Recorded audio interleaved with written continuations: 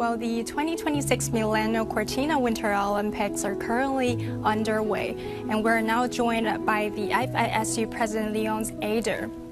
Hello, Mr. Eder. Thank you so much for your time. First of all, as the president of the FISU, how do you view any Olympic event? Because many athletes would have competed at the University Games, so it must fill you with pride to see them reach their peak at this Winter Olympics.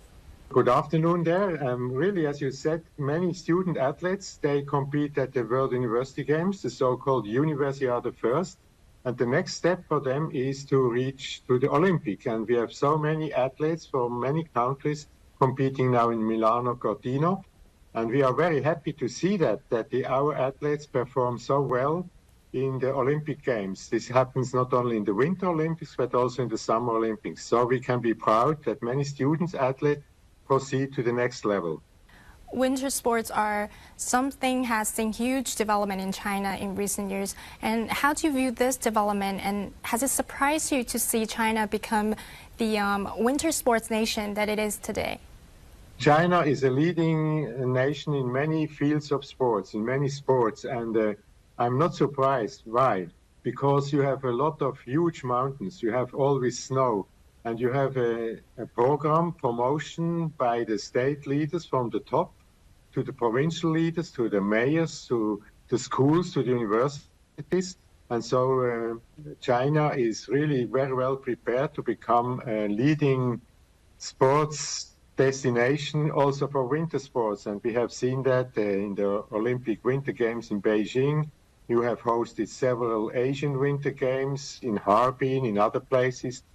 And also the Universiade was held in Harbin in 2009, and now the next year, Changchun, Jilin province. So you are used to organize big multi-sport events, but also single sports events like World Cups in freestyle or other sports. So I'm not really surprised, not at all. It's a normal development of the People's Republic of China to become also a very interesting and very good winter sport destination for many sports and for many athletes to come to visit China. Well, how do you think this has happened, and how can other countries learn from how China has adopted through its approach to winter sports? What is important, I think we have a lot of countries with a long history in organizing winter sports events and competitions, so the exchange, the transfer of knowledge between, let's say, newer countries and older countries in developing winter sports is important. We can learn from each other. We can learn from new experiences by new host cities.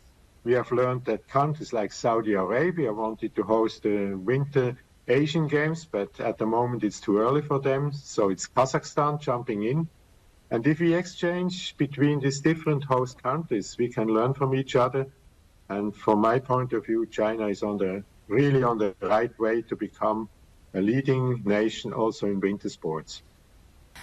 Picking host cities for winter events is obviously pretty tricky because it's also about the landscape and surrounding areas.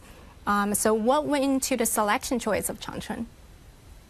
Why we have chosen Changchun? Again, the Jilin province, Changchun city and Jilin city and the mountain area there, they have hosted several World Cups and national and international events. You have the experience, they have the experience there, and they are eager to promote their region, their province, their cities as a modern city, as a modern site of winter sports. And so we found an agreement to host our games in Changchun. So, having made a few visits to the city, what is your impression so far, and how are preparations going? My impression there is that people are very enthusiastic, and they are really eager to host another big event. First, the multi-sport event, the Universiade there. You know, we had the Universiade in Harbin, now we go to Jilin province.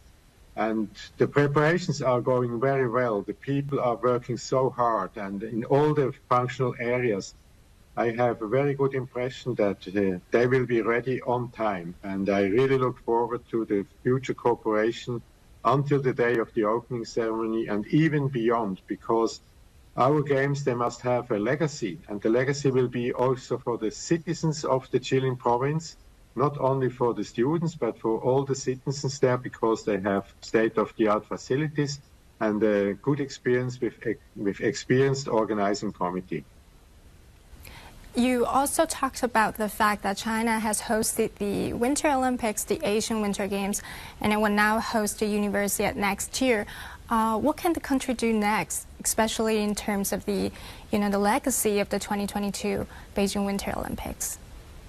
Yes, I think it's very important that all the facilities in the future will be open for the public, for the schools, for the universities, for the public, for all the citizens. And as another legacy with the experience of hosting these big events, I believe that China and also in particular the Jilin province, Changchun, they can bid for other events like World Championships in figure skating, in short track, alpine skiing, freestyle skiing, cross-country running, biathlon. So there are single events from the international sport federations. So this region can bid for other events. And why not to come back to host our Universiade in a couple of years again?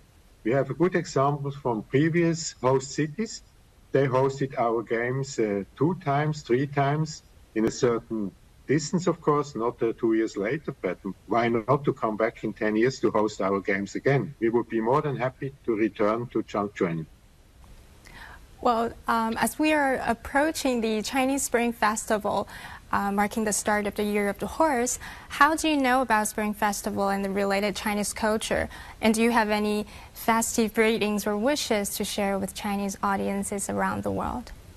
Yes, we in the Western world, we concentrate also on the Spring Festival in China, because it's always interesting to see what kind of year do you start. Now it's the year of the horses, so there's a lot of traditions linked with the horses, not only competitions, but also other customs with the horses. So we really wish all the Chinese citizens in the whole country good luck and success.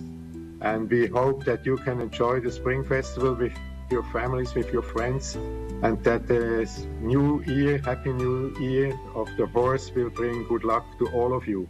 Thank you so much, Mr. Eder. That was a great conversation. We are very much looking forward to the Winter Universiade.